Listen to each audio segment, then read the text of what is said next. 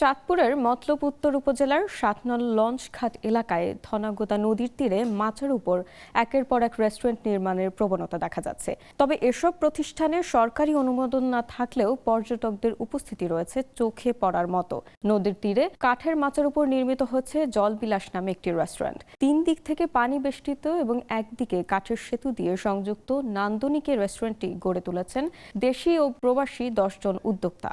মালিকপক্ষ জানায় প্রায় ৬ মাস আগে নিজস্ব জমিতে রেস্টুরেন্টটি চালু করা হলেও এখনো সরকারি কোনো অনুমোদন নেওয়া হয়নি। অনেকে মনে করে এটা সরকারি জায়গার মধ্যে আছে, কিন্তু না, এটা যারা জানেন তাদের ধারণাটা ভুল। এখন হচ্ছে ডিজিটাল যুগ, আপনারা গুগল ম্যাপে গিয়ে সার্চ দিলে পাবেন। এটা হচ্ছে ৩৭৪ দাগে সম্পূর্ণ ব্যক্তি মালিকানা জায়গার মধ্যে এটা গড়ে উঠেছে। আমরা এখন বিভিন্ন মাধ্যমে জানতে পারছি যেহেতু নদীর তীরবর্তী, সেই ক্ষেত্রে নদীর বিআরডব্লিউটি থেকে একটা অনুমোদন লাগবে। আমরা ওগুলো পেপারস রেডি করতেছি, আমরা অনুমোদন নিব অবশ্যই। তো বর্ষার পরে অনেক ভালো লাগতেছে, যেখানে ফ্রেন্ড সার্কেলে আছে আমরা, একটা সুন্দর পরিবেশ, মনোমন পরিবেশ।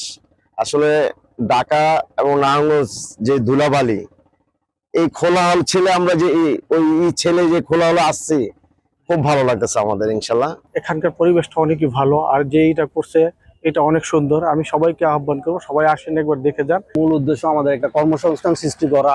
দেখা যায় যে গ্রামের যারা আছে, বিশেষ করে গরিব মানুষ যারা আছে, তারা দেখা যায় অনেক ছেলেপেলে বিভিন্ন মাদকাসক্ত জড়ায় যায়, বিভিন্ন অকারেন্স করে।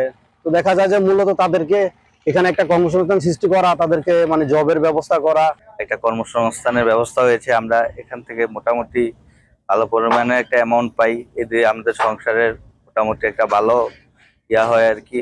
এদিকে জলবিলাসের আদলে পাশেই হাওয়া বদল নামে আরও একটি রেস্টুরেন্ট নির্মাণ করা হয়েছে।